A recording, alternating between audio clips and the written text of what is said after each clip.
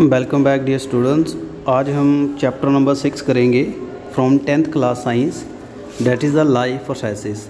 तो अभी तक हमने जो फर्स्ट 5 चैप्टर करवाए थे वो केमिस्ट्री से रिलेटेड है।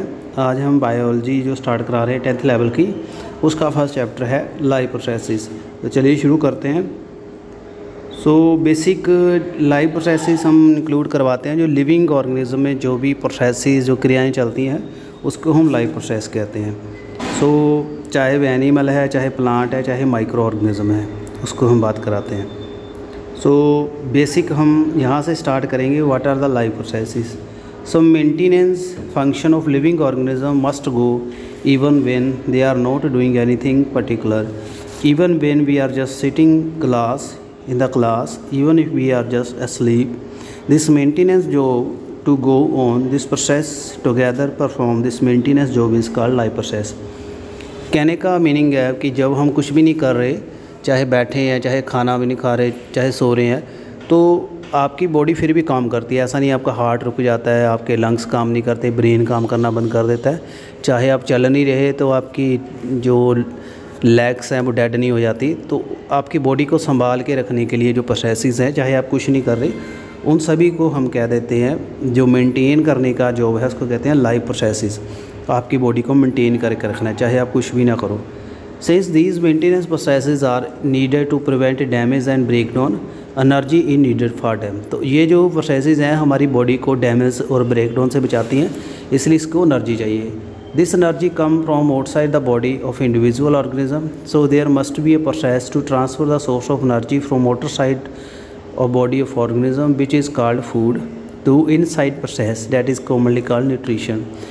हम क्या करते हैं, बाहर से एनर्जी लेते हैं हम। That source is called the food, खाना जिसको कहते हैं, और हमारी बॉडी में एक प्रोसेस होता है जिसको न्यूट्रिशन पोषण कहते हैं। उससे बॉडी में डाइजेस्ट हो जाता है, हमें एनर्जी मिलती है। Since life on earth depend on carbon-based molecule, most of these food also carbon-based. Carbon ज़्यादा ऑर्गेनिज्म में होती है, हर एक में कार्बन ज़्यादा कंस्टिट्यूएंट करती है। Depending upon the complexity of these carbon sources, different organism can use different kind of nutritional processes. तो हर एक फूड में, हर एक ऑर्गेनिज्म में अलग अलग लेवल होता है कार्बन का। तो कार्बोहाइड्रेट, प्रोटीन, लिपिड, विटामिन, इन सभी में कार्बन होती है डिफरेंट प्रोपोर्शन। उनका अलग अलग फूड होता है। तो outside source of energy could be quite varied since the environment is not under the control of individual organism. This source of energy need to be broken down और built up in the body, must be finally converted to uniform source of energy that can be use for various molecular movement needed for maintenance of living structure as well as kind of molecule needed to body grow. हमारी body का जो activities है, जो energy का sources है, वो differ करता है। तो इन्वायरमेंट को हम कंट्रोल नहीं कर सकते। हमें अपनी बॉडी का इन्वायरमेंट कंट्रोल करवाने की कैपेसिटी है, बट उसके लिए हमें रॉ मटेरियल चाहिए। इवन मॉलिकुलर मूवमेंट, सेल में जो मॉलिक्यूल हैं, डीएनए, आरएनए की मूवमेंट क्या हो रही है, प्रोटीन कैसे बन रहे हैं, इस पर्टिकुलर मूवमेंट तक भी एनर्जी चाहिए। For this a series of chemical reaction body में ज़रूरी होती हैं। Oxidising, reducing reaction are some of the most common chemical reaction to break down molecule. For this many organism use oxygen from outside. This process of acquiring oxygen from outside body and use it process to break down of the food sources of cellular need is called respiration. तो second आ गया, हमने जो चीज़ें तोड़नी है, बनानी है, उसमें oxygen लगती है। ऑक्सीजन लगती है, कार्बन डाइऑक्साइड निकलती है। ऑक्सीजन ऐड होना, कार्बन डाइऑक्साइड निकलना, डेट्स कर द रिडक्शन, ब्रेक डाउन। तो जो भी फूड स्टफ है जो वो टूटता है मॉलिक्यूल लेवल पे जहाँ पे, तो एनर्जी निकलती है, एटीपी निकलता है, आगे पढ़ेंगे, और आपकी CO2 निकलती है, वाटर निकलता है with the use of the oxygen, जो फूड के ऊपर एक्शन होता है। तो इसको कहते हैं रेस्पिरेशन, जो सेकंड प्रोसेस है। In the case of single cell organism, no specific organism for taking food, exchange of gases or removal of wastes may be needed because entire surface of organism is in contact with environment. What happen when the body size of organism increase and body design become complex? In the multicellular organism, all the cell may not be in the direct contact with surrounding. This simple diffusion will not meet the requirement. सो कहने का मतलब है कि जो single organism है, amoeba, paramecium है, वो directly surface से कनेक्टेड होते हैं एनवायरनमेंट से, तो जो भी वो वेस्ट मटेरियल बाहर निकालना, खाना पीना, वो सारा मेम्ब्रेन से कर देते हैं रेस्पिरेशन। बट जैसे ऑर्गेनिज्म बढ़ता है, मल्टी सेलर हो जाता है, उसमें अलग अलग ऑर्गेनिज्म आ जाते हैं, तो सिर्फ डिफ्यूज़न काम नहीं करती, तो उसके लिए अलग अलग ऑर्गन बन जाते हैं। So we have seen previously in multi cell organism various body part have specialised in function. They are familiar with the idea of these specialized tissue and with their organization in the body of organism. It is therefore not surprising that uptake of food and of oxygen will also be function of specialized tissue. However, this poses a problem since the food and oxygen are not taken up at one place in body of organism while all part of body need them. This situation creates a need of transportation system for carrying food and oxygen from one place to another. सो इससे complexity आ जाती है। कहने का meaning है अभी oxygen हम मुंह से लेते हैं, नाक से लंग्स तक जाती है, बट हमारी हर एक सेल तक जाती है। फूड हम खाते हैं, मुंह में जाता है, पेट में जाता है, आंतों में जाता है, डाइजेस्ट होता है, पर हमारे हर एक सेल को फूड जाती है। तो उसको पहुंचाने के लिए, ऑक्सीजन पहुंचाने के लिए, फूड पहुंचाने के लिए, अनदर थिंग्स पहुंचाने के लिए एक अनदर सिस्टम चाहिए, उसको कहते हैं transportation system. So transportation system भी एक लिविंग प्रोसेस है। So in chemical reaction use the carbon source and oxygen for energy generation, they create a byproduct. They are not useful, they are useless for but they could not be harmful. यानी useless होते हैं but वो harmful भी हो सकते हैं। जैसे ammonia आपकी बॉडी के लिए टॉक्सिक है। तो दीज बेस्ड जो बाई प्रोडक्ट है इसको बाहर निकालना ज़रूरी होता है, उसको कहते हैं एक्सक्रीशन। लिक्विड को निकालना एक्सक्रीशन कहते हैं, और जो फीकल मैटर निकालना होता है उसको फेकिएशन कहते हैं, जो लार्ज इंटेस्टाइन एनस से बाहर निकलता है ह्यूमन में। Again, if the basic rule of body design in multi-cell organism are followed, a specialized tissue for excretion will be developed, which means transportation system will need transport based away from cell to this excretory tissue. So, आपकी body में kidney है, kidney different तरह का tissue है, इसमें nephron है, तो जो भी ब्लड में इम्प्योरिटीज़ आती हैं नेफ्रॉन से प्योर हो जाती हैं, साफ़ ब्लड दोबारा बॉडी में चला जाता है, जो वेस्ट निकलते हैं बाई प्रोडक्ट वो यूरिन की फॉर्म में बाहर आ जाते हैं। सो जैसे जैसे ऑर्गेनिज्म का लेवल बढ़ता है कम्प्लेक्सिटी बढ़ती है। सो हम फर्स्ट प्रोसेस यहाँ करवाने जा रहे हैं, that is the nutrition portion. So nutrition में how do the living thing get their food, हम फूड कैसे लेते हैं। General requirement for energy and material common in organism but it is fulfilled in different ways. Some organism use simple food material obtained from inorganic source in the form of carbon dioxide and water. These organisms are autotroph, जैसे green plant and some bacteria. Other organisms utilize complex substance. These complex substances have to be broken down into simple one before they can be used up and keep up for growth of the body. And to achieve this, organism use biocatalyst that is called the enzyme. Thus, the heterotroph survival depend on directly or indirectly on autotroph. Heterotroph include animal and fungi. So food कैसे organism लेते हैं, दो तरह के organism यहाँ बताए हैं। जो खुद फूड बना लेते हैं सिंपल चीज़ों से, उसको कहते हैं ऑटोट्रोप, जिसको स्वयंपोषी कहते हैं। Carbon dioxide, water and sunlight से फूड बना लेंगे, ठीक है। सो ये ऑटोट्रोप आ गए। कुछ ऑर्गेनिज्म है जो खुद फूड नहीं बना सकते, उसको कहते हैं हेटेरोट्रोप, जिसको परपोषी कहते हैं। एनिमल एंड फंजाई, हम क्या करते हैं, प्लांट को भी खा लेते हैं, एनिमल को भी। सो इसमें भी आ जाते हैं, जो एनिमल को खाएंगे वो कार्निवोरस आएंगे, जो प्लांट को खाएंगे हर्बीवोरस। तो ऑटोट्रोप की बात की, carbon and energy requirement of the autotrophic organism are fulfilled by photosynthesis. तो ऑटोट्रोप में बेसिक प्रोसेस आता है फोटोसिंथेसिस, जिसको हम प्रकाश संश्लेषण कहते हैं। And it is process by which autotroph take the substance from outside and convert into stored food. बाहर से सब्सटेंस लेते हैं, फूड बनाते हैं। तो this material is taken in the form of carbon dioxide and water. तो यहाँ chlorophyll में, सनलाइट में यूज़ अप होता है, तो वहाँ कार्बोहाइड्रेट बनता है। कार्बोहाइड्रेट जो है यूटिलाइज होते हैं एनर्जी देने के लिए प्लांट को। And we will study how this take place in next session. तो आगे आप पढ़ोगे बाद में।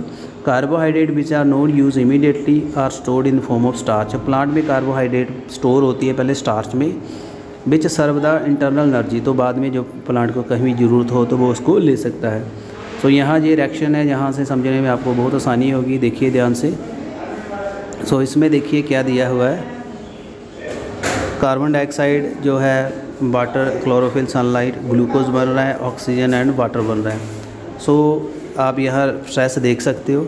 होता क्या है, फोटोसिंथेसिस में पहले एब्जॉर्प्शन ऑफ लाइट होती है, क्लोरोफिल लाइट लेते हैं, फिर लाइट को कन्वर्ट करते हैं केमिकल एनर्जी में। इसमें जो पानी है टूट जाता है, पानी टूटता है सनलाइट में, उसको कहते हैं photolysis of water.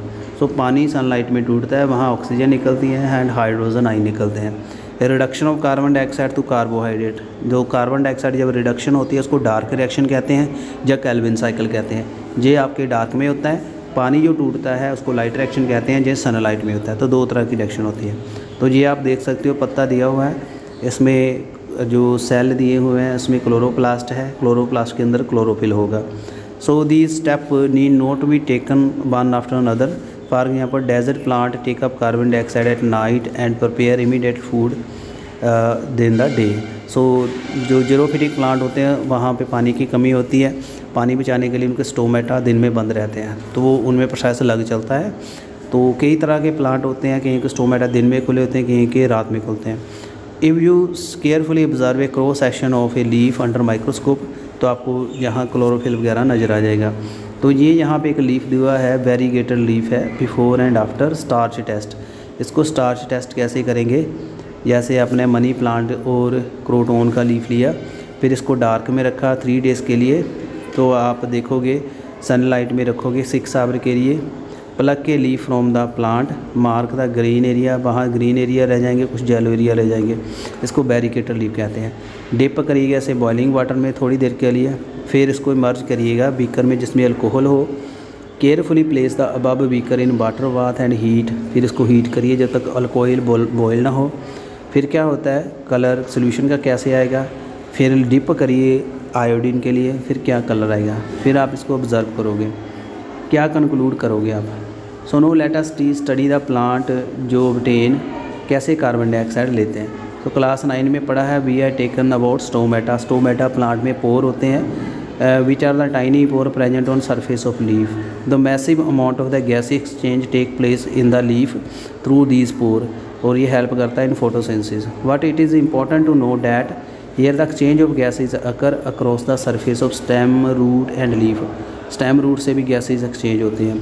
Since large amount of water lost through the stomata, तो plant close stomata, it does not need carbon dioxide for photosynthesis.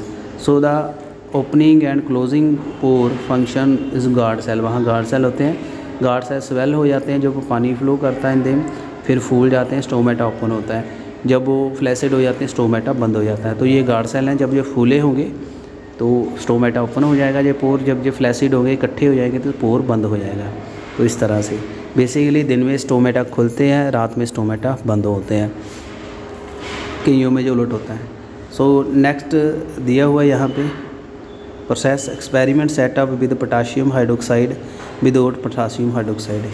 तो ये क्या दिया हुआ है, हेल्थी पोटेड प्लांट लिया आपने, फिर उसको आपने डार्क में रखा 3 डेज़ के लिए, फिर प्लेस किया each plant on the separate glass plate, place a glass watch glass containing potassium hydroxide by side of plant and potassium hydroxide use to absorb carbon dioxide and cover both the plant and separate bell jar. Use the Vaseline लेनी है to seal the bottom glass plate का। So keep the plant in sunlight, pluck the leaf from the plant and check presence of starch.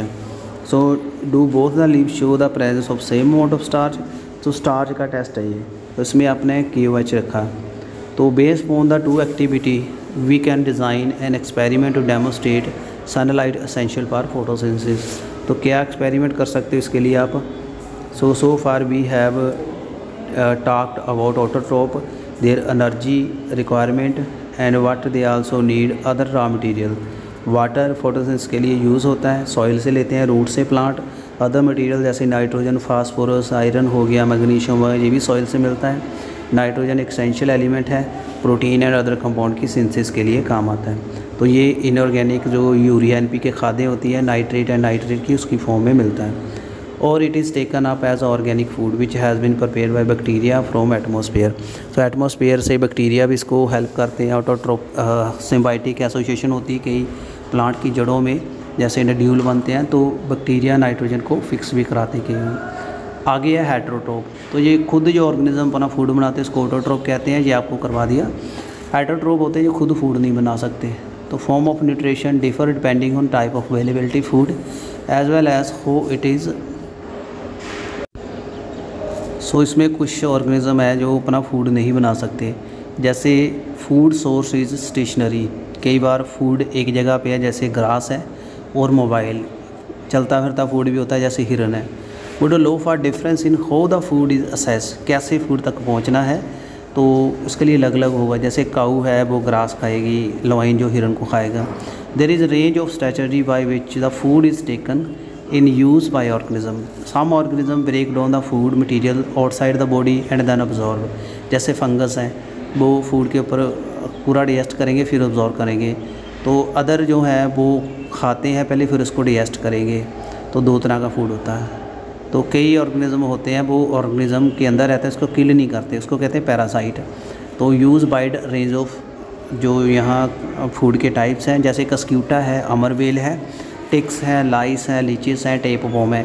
Tapeworm आपके अंदर रहते हैं कीड़े पेट के अंदर, आपको मारते नहीं है बट आपका फूड खाते रहते हैं। जो किसी ऑर्गेनिज्म के अंदर या उसके ऊपर रहते हैं, वहाँ से फूड लेते हैं, उसको कहते हैं पैरासाइट, परजीवी। तो जो फूड खाते हैं उसको खा के डाइजेस्ट करते हैं, उसको कहते हैं होलोजोइक न्यूट्रिशन। कई अब्जॉर्ब करते हैं, उसको कहते हैं सेप्रोट्रॉपिक। ये पेपर में आगे आएगी हायर क्लासेस में। अब्जॉर्ब करने वाले होते हैं सेप्रोट्रॉपिक, मुंह से खाने वाले होते हैं होलोजोइक या होलोट्रॉपिक। तो ऐसे ही याद कर लेना। पैरासिटिक होते हैं जो परजीवी होते हैं, जो दूसरों से फूड लेते हैं। How do the organism obtain their nutrition, तो फूड कैसे लेते हैं। Since the food and way it is obtained, जहाँ पे डाइजेस्टिव सिस्टम है कईयों में अलग अलग तरह का होता है। सिंगल सेल ऑर्गेनिज्म में जो फूड है वो टेक अप किया जाता है पूरी सरफेस से, उसकी सेल मेम्ब्रेन से। बट जैसे कम्प्लेक्स ऑर्गेनिज्म बनते हैं उसमें स्पेशल स्ट्रक्चर बन जाते हैं फूड लेने के लिए। जैसे आपका मुंह है, मुंह से फूड लोगे। अमीबा है, अमीबा में फूड बनता है, फिंगर लाइक प्रोजेक्शन बन जाती है, इसको हम कहते हैं सीडोपोडिया। सीडोपोडिया फूड कप बन जाता है, उसमें वो फूड को ऑब्जॉर्व करता है। जैसे ये फूड के पास आ गया, चला के इसको कवर कर लेगा, फूड कप बन जाएगा, इसको ऑब्जॉर्व कर लेगा इन वेजिनेशन से, फैगोसाइटोसिस होगी, अंदर चला जाएगा, बाद में लाइसोसोम इसको डाइजेस्ट करेंगे। पैरामीशियम में एक पर्टिकुलर स्ट्रक्चर होता है, साइटोफेरिंग्स कहते हैं, उसका एक स्पोर्ट बना होता है, वहाँ से फूड अंदर जाता है। So food is moved to this spot by movement of cilia, cilia से अंदर चला जाता है। सो इस तरह से फूड अंदर जाता है ऑर्गेनिज्म के। अब ह्यूमन बीइंग की बात किया कैसे आएगा। एलिमेंट्री कनाल है, इसमें एक कनाल होती है, मुंह से एनस तक एक ट्यूब होती है और ट्विस्टर ट्यूब होती है, वहाँ से फूड आता है, डाइजेस्ट होता है और एक्सक्रीट होता है जो डेड मटीरियल, अनवांटेड मटीरियल है। So we eat various type of food which has to be pass through the same digestive tract. Naturally food has to be processed to generate particles which are small and same texture. This is achieved by crushing with the teeth. Since the lining of the canal is soft and the food is better to make passage smooth, we eat something like our mouth, पानी आता है मुंह में। This is actually not water but filled with saliva, उसमें enzyme होता है, लार होती है, इसको कहते हैं। Another aspect of food we ingest is complex food होता है, इस हिसाब से हम इसको डाइजेस्ट भी करते हैं, उसको चबाते भी हैं, उससे स्मूथ हो जाता है, छोटे पार्टिकल में डिवाइड हो जाता है, निकलना आसान हो जाता है। If it is not absorb from alimentary canal it is to be broken in smaller molecule. This is done with the help of biological enzyme, उसको कैटालिस्ट कहते हैं। और जो सलाइवा कंटेन एंजाइम उसको सलाइवरी माइलेज कहते हैं, जो कि स्टार्च को तोड़ देता है, शुगर को तोड़ता है। फूड मिक्स होता है विद सलाइवा और मुँह से नीचे जाता है टंग से होके। So it is necessary to move in a regurgitated regulated manner along the gastric tube. So lining of canal has muscle होते हैं, उससे कंट्रैक्ट होते हैं, रिलैक्स होते हैं, तो फूड नीचे जाता है, जो आपने निवाला लिया होता है। उस मोमेंट को कहते हैं पेरिस्टैलिक मोमेंट। तो माउथ से फूड आता है स्टमक तक फूड पाइप से। तो stomach is a large organ which extend with the food, जैसे इंटर करता है वहाँ से एक्सटेंड होता है, मस्कुलर मूवमेंट होती है, वहाँ से मिक्स हो जाता है ये फूड। डाइजेशन स्टमक जो टेकन बाय गैस्ट्रिक ग्लैंड, जो स्टमक की बाल में होती है gastric gland, these release the HCl release होता है, प्रोटीन डिजेस्टिंग एंजाइम पेप्सिन होता है इसमें एक, जो म्यूकस भी होता है। HCl जो है ये क्रिएट करता है एसिडिक मीडियम, जो कि एंजाइम पेप्सिन की एक्टिविटी बढ़ाता है। अदर फंक्शन इसका क्या है, जो फूड में जो जर्म है उसको भी किल कर देता है। म्यूकस जो है फूड को स्मूथ कर देता है। And we have often heard the adult complaining about acidity, कई बार ज़्यादा एसिड बन जाता है तो एसिडिटी आती है, पेट में फूला फूला नज़र आता है।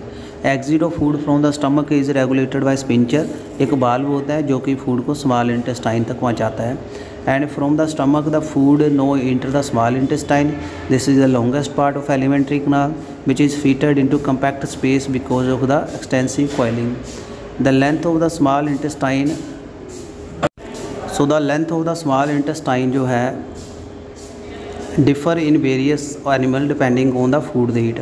हर्बीवोरस ग्रास खाते हैं and longer small intestine to allow cellulose to be digested. Meat easy to digest, carnivorous में स्मॉल इंटेस्टाइन छोटी होती है, छोटी अंदर जितनी बड़ी होती है उतना कम्प्लेक्स फूड होता है। तो the small intestine is the site to complete digestion and carbohydrate protein and fat, पूरी डाइजेशन छोटी आंत में होती है।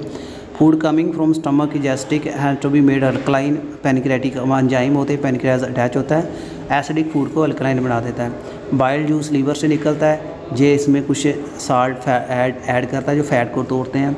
फैट इंटेस्टाइन में जो होते हैं वो लार्ज ग्लोब्यूल होते हैं, डिफ़िकल्ट होते हैं एक्शन के लिए, तो बाइल साल्ट उसको तोड़ देता है, इसको कहते हैं मल्सिफिकेशन, तो ये फैट को तोड़ देता है।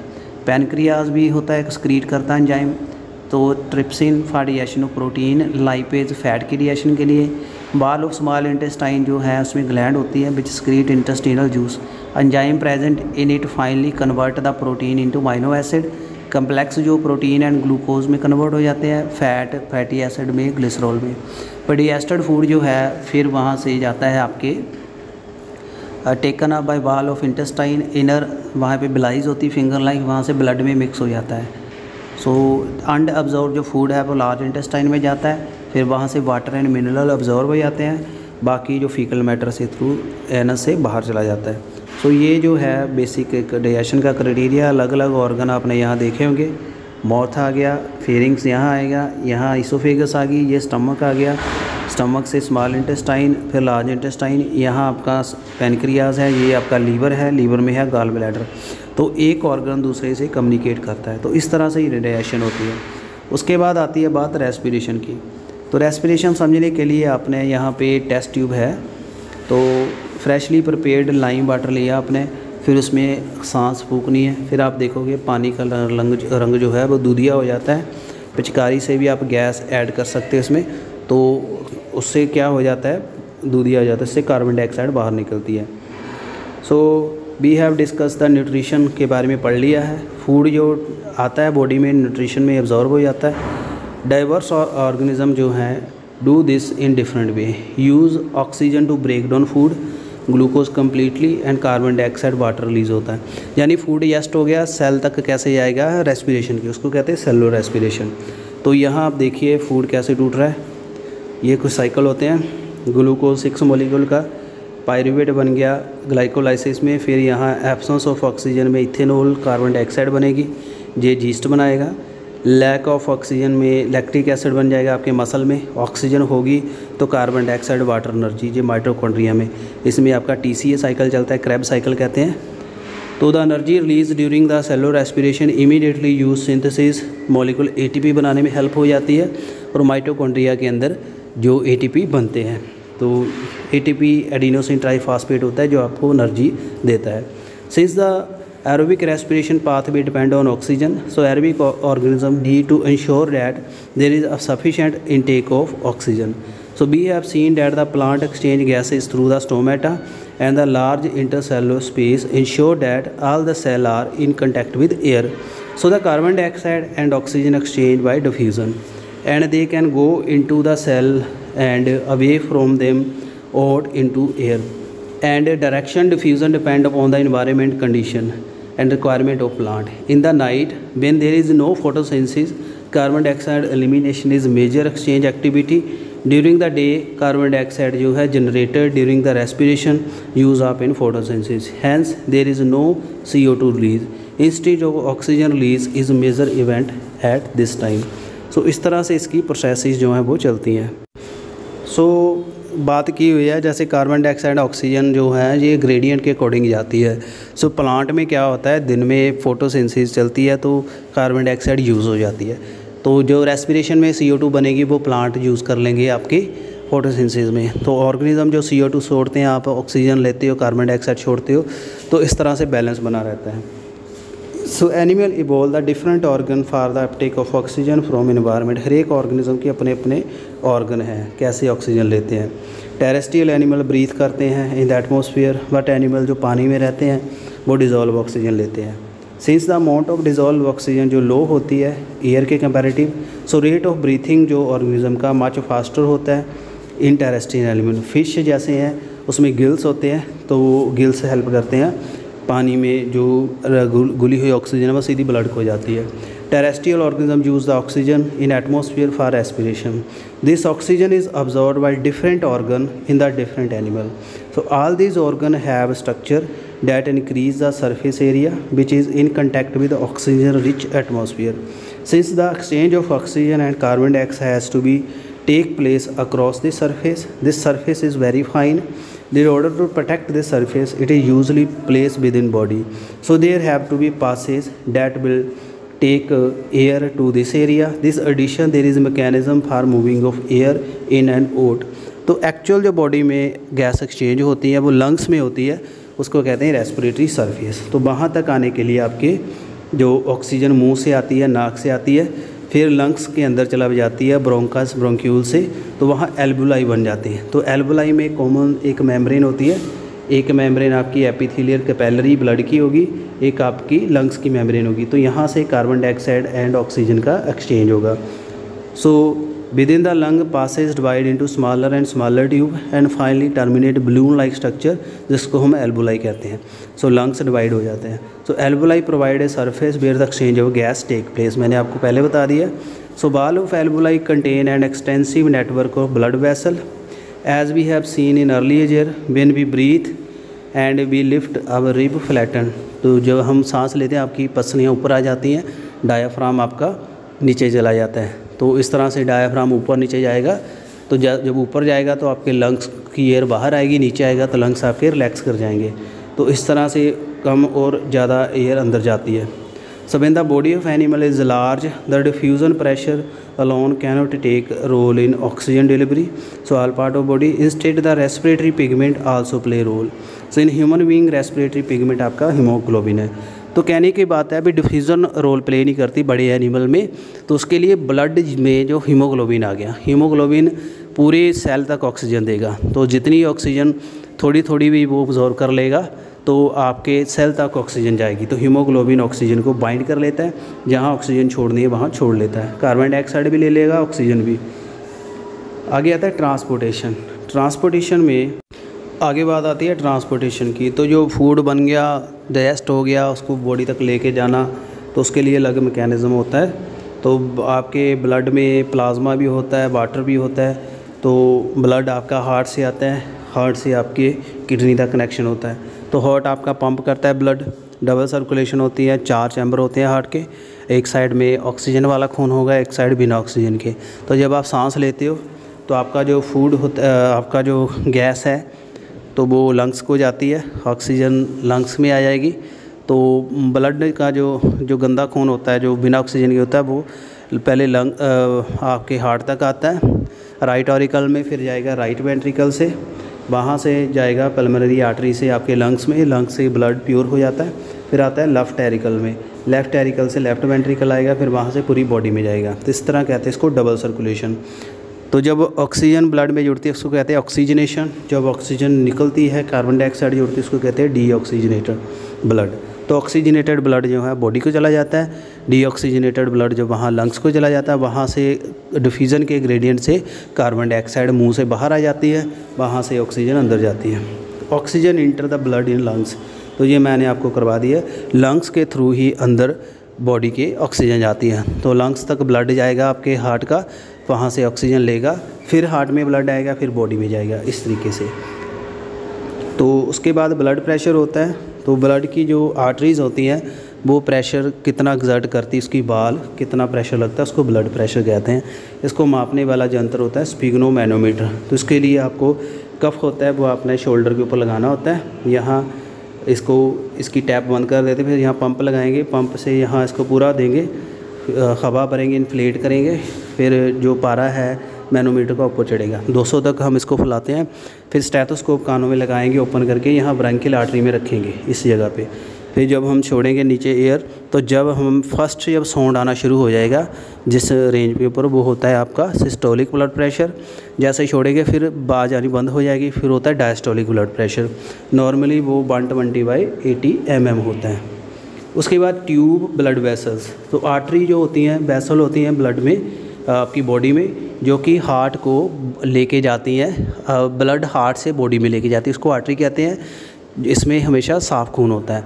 दूसरी वेसल्स होती हैं जो हार्ट को ब्लड लेके जाती हैं, इसको कहते हैं वेंस, धमनियाँ और सिराएँ। जो आर्टरीज हैं इसमें प्योर ब्लड होगा, ऑक्सीजन वाला होगा। जो वेंस है इसमें इम्प्योर ब्लड होगा। Maintenance by platelets, so what happen if the tube develop break, जब आपको चोट लग जाती है तो आपका ब्लड निकलना शुरू हो जाता है, तो साथ ही वो थक्का बन जाता है ब्लड को बहने से रोकने के लिए, तो प्लेटलेट इकट्ठे हो जाते हैं, वहाँ क्लोट बन जाता है। लिम्फ एक अनदर फ्लूइड होता है जो कि ट्रांसपोर्टेशन मेंटेन करता है। सो जो आपके ब्लड में एक्स्ट्रा है वो सेकंड फ्लूइड में चला जाता है, जिसको लिम्फ कहते हैं। लिम्फ से ब्लड में चला जाता है। तो लिम्फ में आपके रेड ब्लड सेल नहीं होते, बाकी सारा सेम ब्लड होता है। ट्रांसपोर्टेशन इन प्लांट, अब बात आई प्लांट की। सो प्लांट में क्या होता है, प्लांट में आपको पता है क्लोरोफिल है लीफ में, वहाँ से कार्बन डाइऑक्साइड ली जा रही है, फूड बन रहा है, अब्जॉर्ब हो रहा है। रूट्स जो हैं, रूट से वाटर मिनरल लिए जा रहे हैं। अब प्लांट को जब हम काटेंगे तो उसमें टिश्यू होते हैं जिसको हम जाइलम फ्लोइम कहते हैं, जिसको कंडक्शन टिश्यू कहते हैं, xylem and phloem. Xylem tissue आपका जो है पानी एंड मिनरल को लेके जाता है, फ्लोइम आपका फूड लेके जाता है। तो जो फूड आपके बॉडी में बनेगा, प्लांट के लीफ में बनेगा, लीफ से पूरे प्लांट को लेके जाएंगे आपके फ्लोइम टिश्यू। पानी जो है आपके लेके जाएंगे आपके जाइलम टिश्यू। तो जाइलम जो अंदर होता है, फ्लोइम बाहर होता है बेसिकली। तो plant transport system will move energy store from leaf and raw material from root. This two pathway are interconnected and इसमें ट्यूब्स होती हैं। वन जाइलम आपको बताया जो वाटर मिनरल लेके जाती हैं, अदर फ्लोइम है जो आपका फूड लेके जाएंगी। वाटर कैसे जाएगा जाइलम से, उसमें ट्रकीड होती हैं एंड वेसल्स होती है। वो रूट प्रेशर बनता है, रूट हेयर से ऊपर को जाता है जहाँ पे, ठीक है ना। तो ऊपर जो आपके स्टोमेटा होते हैं वो प्रेशर देते हैं, तो उससे जो प्लांट में पानी ऊपर चढ़ता रहता है तो टूटता नहीं है, हाइट तक चला जाता है। Transportation of food and other substance के लिए आपके लिए फ्लोइम है। फ्लोइम आपके टिश्यू लेके जाएंगे फूड को, इनऑर्गेनिक ऑर्गेनिक फूड को अदर तक। आगे आता है एक्सक्रीशन, जो आपके यूरिया है, लिक्विड वेस्ट है, वो जब आप खाना खाते हो तो बनते हैं, वो आपकी किडनी आपका ऑर्गन है। तो जो ब्लड आपकी किडनी तक जाता है वहाँ प्योर हो जाता है, फिर यूरिन की फॉर्म में वो गंद बाहर निकल जाता है। तो आपकी बॉडी में 2 किडनी होती हैं, left and right. Left kidney थोड़ी ऊपर होती है, राइट थोड़ी नीचे। तो किडनी के अंदर नेफ्रॉन होते हैं, सेल होते हैं जो ब्लड को प्योर करते हैं। फिर वहाँ से यूरेटर निकलती है, वो नीचे आके ब्लडर में आती है, यूरिनरी ब्लडर। यहाँ आपका यूरिन इकट्ठा होता है। फिर पेनिस से यूरेथ्रा ट्यूब निकलती है मेल में, वहाँ से सीमन एंड यूरिन इकट्ठा निकलता है। फीमेल में यूरिन की ओपनिंग अलग होती है, वजाइनल ओपनिंग अलग होती है। तो ये इस तरह की वेसल्स होती हैं, इसको हम नेफ्रॉन कहते हैं। सो नेफ्रॉन में ऊपर ब्लड यहाँ से आएगा रीनल आर्टरी से, यहाँ से साफ़ होकर वापस चला जाएगा। ये जो जेलो है इसमें यूरिन बनेगा, ये नेफ्रॉन है। तो इसमें ये बॉमन कैप्सूल है ऊपर, फिर यहाँ PCT proximal convoluted tubule, loop of Henle and वासा रेक्टा। ये जो एरिया मैं बता रहा हूँ इसमें आपका काफ़ी रोल प्ले होता है। ये ब्लड से जितना जो पानी है बचा सके उतना हेल्प होती है, इसलिए आपको यूरिन हमेशा कंसनट्रेटेड आता है। पेशाब आपको पीला आता है और कम पेशाब आता है जब आपने पानी कम पिया हो, जब ज़्यादा पिया हो तो ज़्यादा आता है। तो डीसीटी डिस्टल कन्वोल्यूटर है, यहाँ कलेक्टिंग डक्ट है, ये आपके यूरेटर को जाएंगी इस तरह से। कई बार किडनी ख़राब हो जाती है तो उसके लिए आपको मशीन के ऊपर रखना पड़ता है, उसको कहते हैं डायलिसिस। डायलाइज़र मशीन होती है, वो बॉडी से इम्प्योरिटीज़ बाहर निकालती है। एक्सक्रीशन इन प्लांट से एक्सक्रीशन जो है स्टोमेटा के थ्रू होती है। And get rid of excess of water, transpiration जो एक प्रोसेस है वहाँ से निकल जाता है फॉर्म में। जाइलम एंड फ्लोइम इसमें हेल्प करते हैं। सो ये था एक ब्रीफ डिस्कशन, काफ़ी लेंथी चैप्टर था तो मैंने थोड़ा फास्ट कराने की कोशिश की है। मैं उम्मीद करता हूँ आपको ये समझ आया होगा चैप्टर। एंड काफ़ी यूज़फुल चैप्टर है और सभी लाइफ प्रोसेसेस इसमें कंजेस्टेड करके बताए हुए हैं और ये पेपर में काफ़ी रोल प्ले करता है, इससे काफ़ी ज़्यादा क्वेश्चन आते हैं। And I have tried my best. और वीडियो कैसा लगा काइंडली कमेंट ज़रूर करिएगा, और कोई भी टॉपिक में अगर आपको कन्फ्यूज़न है तो आप मुझे कमेंट करके पूछ सकते हैं। तो thanks for watching this video. मिलेंगे नेक्स्ट टॉपिक में। Thanks for watching.